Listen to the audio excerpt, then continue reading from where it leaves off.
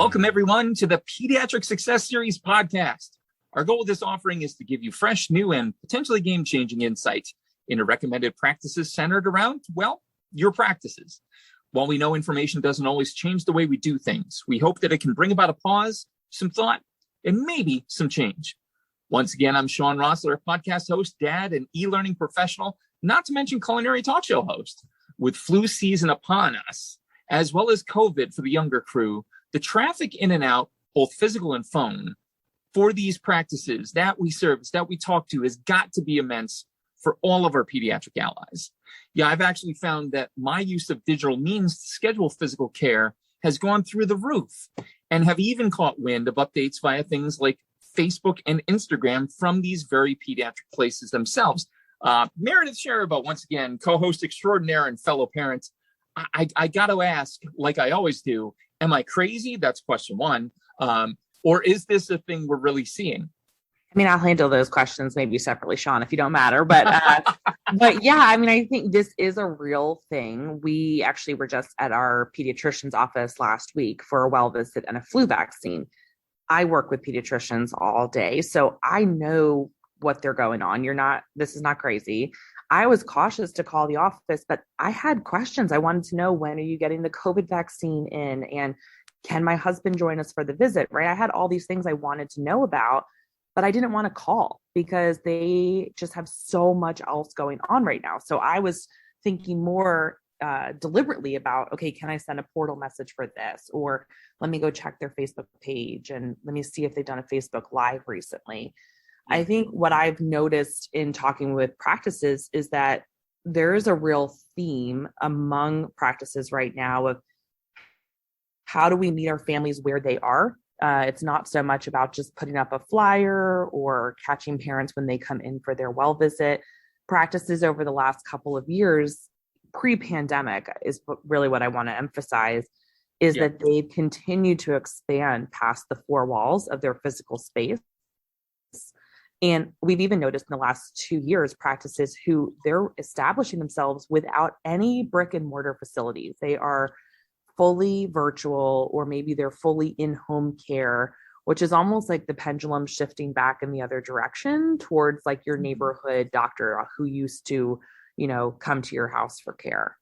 Yeah. And it really is that reverse. And it's, as goes work, as goes care, as goes everything.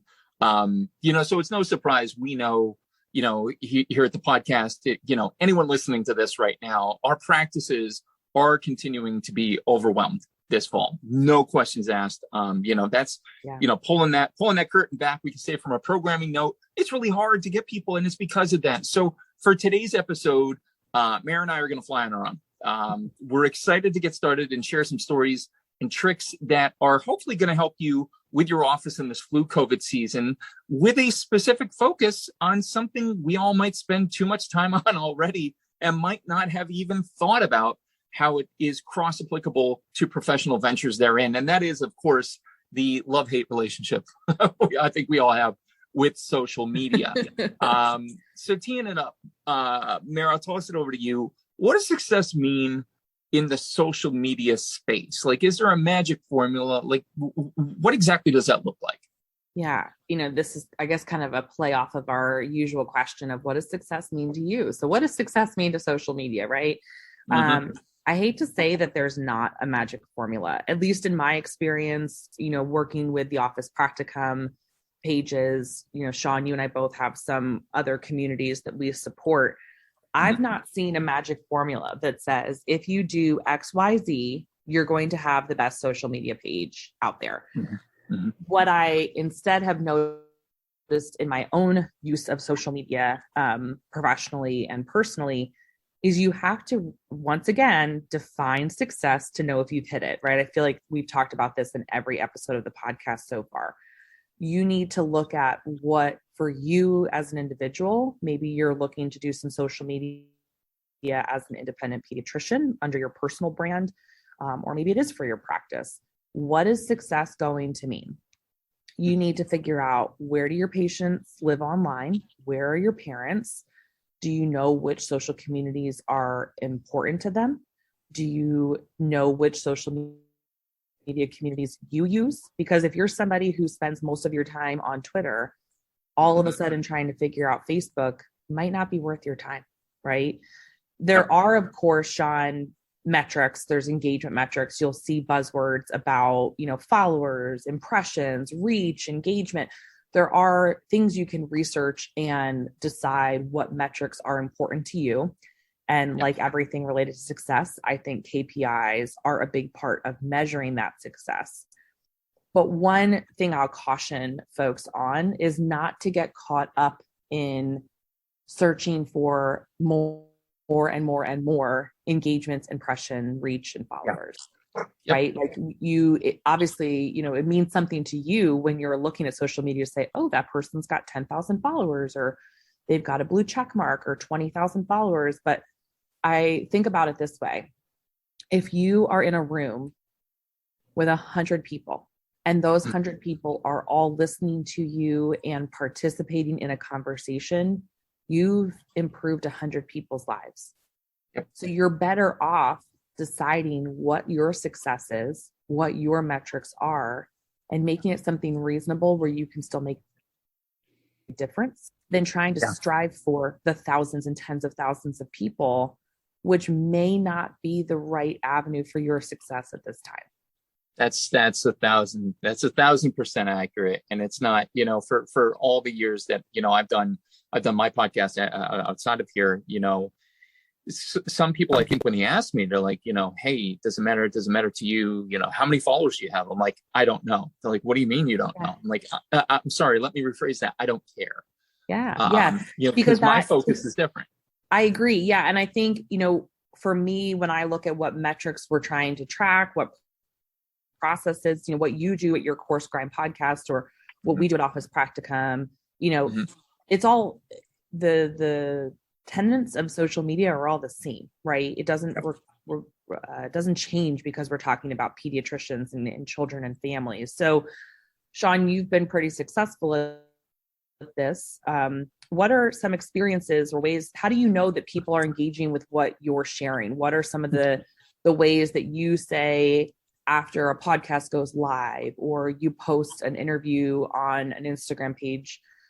How do you know that you've hit the mark? Yeah. So this is interesting. And it's the question that's plagued me 7+ years, and again, I don't really pull any punches about it. I truly don't care. From the inception in 2014 to today, it's not what I've been concerned with. So let me take a step back and provide what I'm concerned with. Then let me share with you how I get that engagement when I need it. And I think that's important because, every episode I put up there, I hope people listen to it. But when I create something like a call to action, like a live broadcast, I want people to tune in. I want people to pay attention. So for me, it's more about the change that I can enact through this social platform. And that change looks like helping food insecurity, helping racial injustice in the community, especially in the culinary industry. For folks clearly unaware, Course Grind podcast, it's a cooking talk show. It's folks who, make food for a living, make beautiful plates. And there's a lot of social issues hard baked into that. And so, less than worrying about who clicked the like button, I'm more worried about, hey, is that message getting out there? And that's important. So, call to action, live broadcast, that's an example of something. Anytime I feel something's pressing, I just hit that live button and I don't care where I am. And I think that's been one part of why people, I think, like the platform. I've had people who have been on TV for a living tell me that was the most comfortable interview, or that was the most comfortable whatever. And part of it is the organic nature. Don't be afraid to be real in those calls to action, in those live broadcasts. If you're a practice and you're struggling to keep up, don't fix your hair before you hit live. Let it be what it is. Let that emotion go out there. Another way to do that. Sorry, Shawn, real quick. I just want to break down for folks who aren't super familiar with social media yet, what call to action means, because call to action is, truly one of the ways that you're going to see if what you're doing is working. That would be you saying, hey, can you post in the comments a doctor who's made an impact on you, or go ahead and share this post with, a member of your community and let them know that our flu clinic is open to everyone. A call to action is a really specific way that you are asking your audience to engage with your content instead of assuming that they know that they should just like or comment or share. Sorry, go ahead, Shawn. No, yeah. And it really is. It's so basic, isn't it? And I've noticed an uptick on this on LinkedIn. Everyone's asking, hey, well, what was your favorite blah, blah, blah, blah, blah, blah. And it's a really basic question. And you psychologically feel compelled to just answer. And guess what you did? You just engaged with it. And now people will see that you've engaged with that platform, be it Course Ground Podcast, be it Pediatric Success Series Podcast, be it any of that. People will then see that you've engaged with it. And if they've never been familiar with it before, they'll gravitate to the platform. Yeah. So it's all, I joke, but it's kind of serious. I remember this from science, bacteria kind of reproduce like that.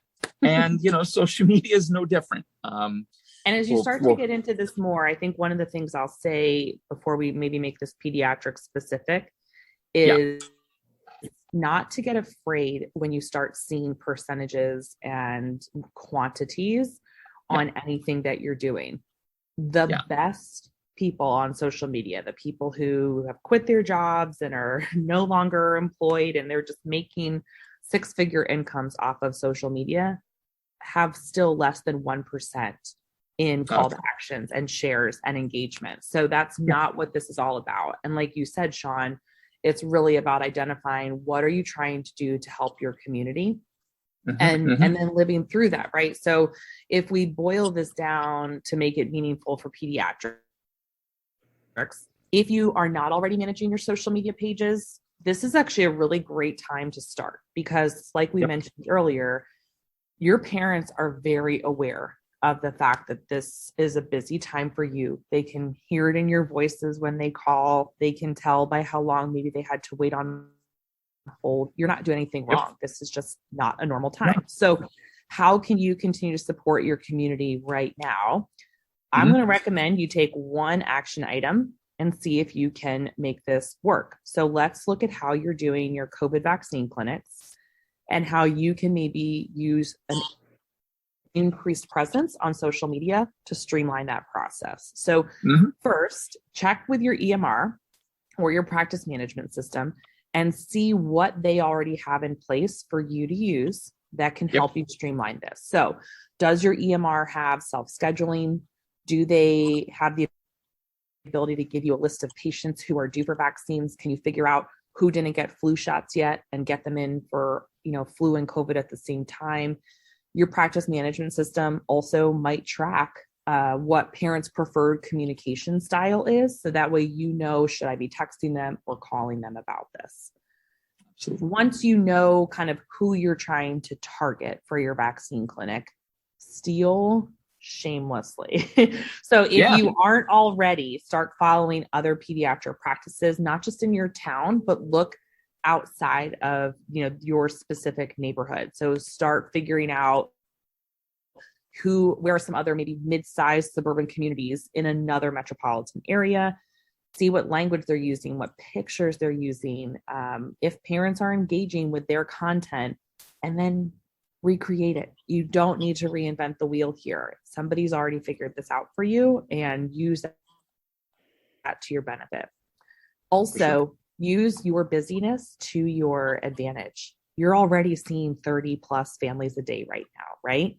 Start asking them as part of your, walking out the door conversation, what social media communities do they participate in? What do they want to hear from you? How often do they want to hear from you? You may not catch every parent asking this, but start to get a variety of ages. Make sure you're asking your newborn parents questions and your adolescent parents questions. That's going to tell you where you need to head. And so use the fact that you've got your audience sitting in front of you more than 30 times a day right now to your advantage. And then the last thing I'll say, because we know how busy everyone is consider scheduling things in advance. There are so many tools online. I don't want to overwhelm you feeling like you can't just live with this COVID vaccine clinic, but consider using a tool. Personally, I use one called Canva. This is not sponsored by them. I just have really enjoyed using it to build your posts. I build my content through Canva and I schedule it in advance. So I can just sit down on a Sunday and plan a week's worth of content, and I don't have to think about it again until the next Sunday. Canva's a great one. Real quick plugs, just to, again, these are only plugs. These are not, necessarily one sponsored or anything. Sure. Some I've used, some I have not. CoSchedule, Feedly, TweetDeck, Hootsuite. These are all examples of things that are going to take those posts and, like, you sit down, you take that time early on, you put them together, you get them ready, go. And that, obviously, that's not going to account for the ad hoc posts, the ones where you just want to go live. You're going to have to do that. But even for me, outside of work, I have a whiteboard. Where I schedule, my episodes and my posts and stuff like that. I'm able to do that because I'm not a practice.